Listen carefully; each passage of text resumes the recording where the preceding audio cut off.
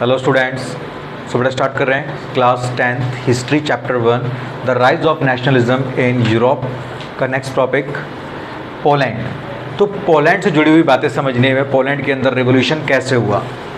तो पोलैंड जो है वो इन्फ्लुएंस में था रशिया, प्रशिया और ऑस्ट्रिया के अंडर। हमने देखा था under the treaty of Vienna 1815 के अंदर जो पोलैंड था उस पोलैंड के टुकड़े कर दिए गए थे।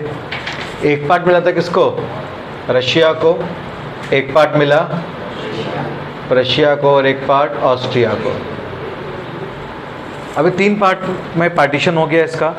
अब यहाँ पर जो नेशनलिज्म हुआ उसके अंदर रोल प्ले करा किन चीज़ों ने? म्यूजिक ने, फोक डांस ने और लैंग्वेज ने। अब देखते हैं किस तरह से इन्होंने विरोध करा। पहला म्यूजिक।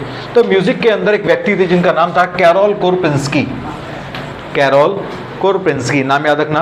कैरोल कोरपिंस्की ने म्यूजिक की मदद से लोगों में नेशनलिज्म लाने की कोशिश करी। नेशनलिज्म मतलब लोगों को एक करने की कोशिश करी कि तुम पोलैंड के लिए लड़ो। और इन्होंने ओपेराज और म्यूजिक, ओपेराज जानते हो ना? ओपेरा होता है बहुत बड़ा एक स्टेडियम होता है जिसके अंदर लोगों को म्यूजिक सुनाया जाता है। तो अपने स्पेशल कल्चरल म्यूजिक की मदद से इन्होंने लोगों में यूनिफिकेशन लाने की कोशिश करी। फोक डांस यहाँ पे होते थे। फोक डांस मतलब हमारे लोक नृत्य। लोक नृत्य मतलब होता है हमारे कल्चरल डांस, जैसे हमारे देश के अंदर भरतनाट्यम, कुचिपुड़ी, बहुत सारे डांस फॉर्म्स होते हैं ना, भांगड़ा वगैरह। इस टाइप से यहाँ पर भी फोक डांस की मदद करी गई। और पोलोनेज और मजूरका, क्या नाम थे उस डांस फॉर्म्स के?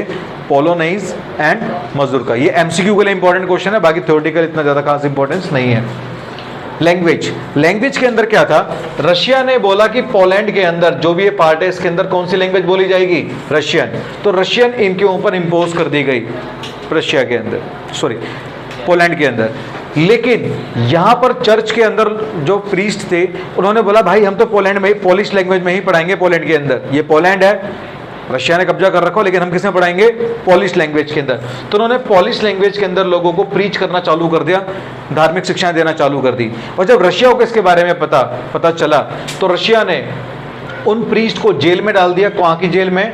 साइबेरिया की जेल में। तो ये अंडरलाइन टर्म याद रखना, साइबेरिया की जेल में उसको डाला गया था bye Russian authority. I hope Poland का टॉपिक समझ में आया होगा। आगे चलते हैं हम। Hardship in Europe. हार्डशिप मतलब होता है एक कठोर समय, एक मुश्किल हालातों का समय। यूरोप के अंदर मुश्किल हालातों का समय कैसे आया और एक किन के लिए था मुश्किल हालातों का समय, ये समझते हैं। तो यूरोप के अंदर सबसे पहले इंडस्ट्रियलाइजेशन आया। इंडस्ट्रियलाइजेशन मतलब सबसे पहले इंडस्ट्री यूरोप के अंदर आई। और जो यूरोप में इंडस्ट्री आएंगी तो यूरोप के अंदर वर्कर्स भी आएंगे। और वर्कर्स ये नहीं कि सिर्फ यूरोप के वर्कर होंगे, वो वर्कर कंट्री साइड के होंगे, देहात इलाकों के होंगे और वो शहरों की तरफ भागेंगे। तो माइग्रेशन होने लगी लोगों की रूरल एरिया से अर्बन इंडस्ट्रियल सेंटर्स में। किसके लिए? एम्प्लॉयमेंट के लिए, काम धंधों के लिए, पैसों के लिए। जिससे वहां पर ओवर क्राउडेड स्लम्स बनने लगे। स्लम समझते हो? भीड़ भाड़ वाला इलाका जहां पर बड़ी संख्या में लोग छोटी छोटी जगहों पर रहते हैं। तो ओवर क्राउडेड स्लम्स होने लगे।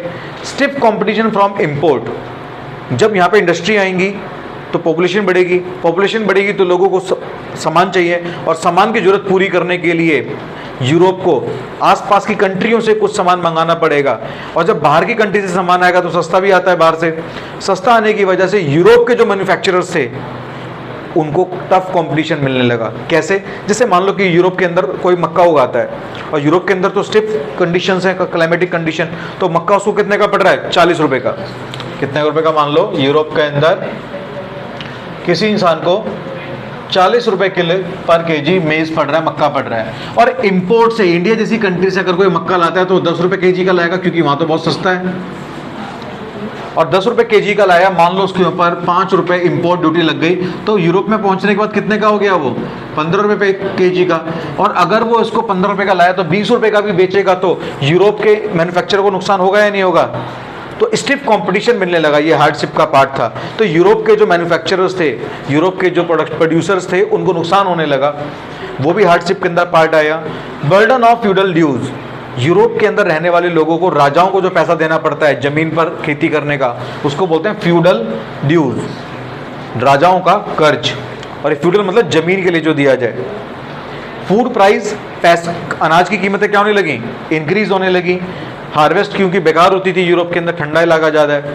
और 1848 के अंदर जिसकी वजह से फ्रांस के अंदर एक रेवोल्यूशन छिड़ गई जिसको बोलते हैं रेवोल्यूशन ऑफ 1848।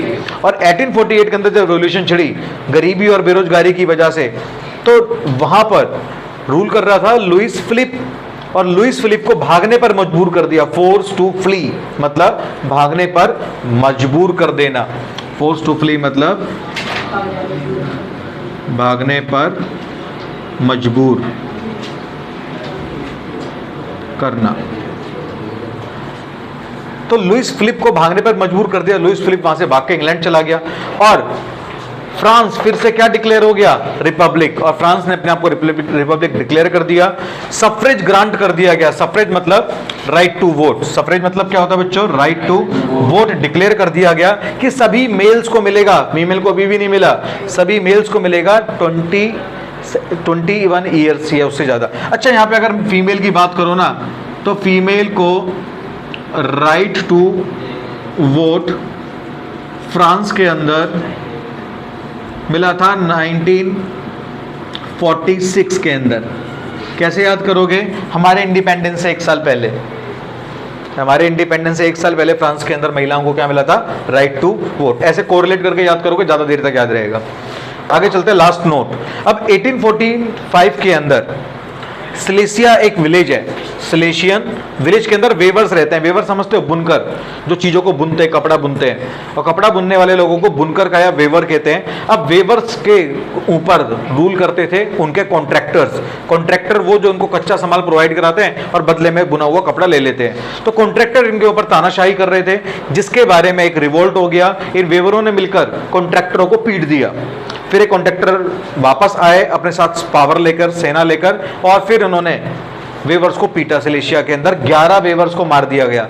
और इस सिलेशिया विलेज का डिस्क्रिप्शन किसके थ्रू मिलता है हमें? Wolff, William Wolff, Wilhelm Wolff, William नहीं, विलहेल्म है ये, विलहेल्म वुल्फ। ध्यान रखना, विलहेल्म वुल्फ के ऊपर एमसीक्यू आया तो सिलेशियन विलेज से जुड़ा हुआ टॉपिक है, ठीक है। और ये जो सारी चीजें हो रही हैं, छोटे छोटे टॉपिक, सबके नाम जो आ रहे हैं बड़े डीप से, ये सब एमसीक्यूज के लिए। घर पे 2-3 बार जब तक रिवाइज नहीं करोगे, जब तक ये याद नहीं होंगे। चलो आगे का पार्ट के लिए दूसरा वीडियो बनाते हैं।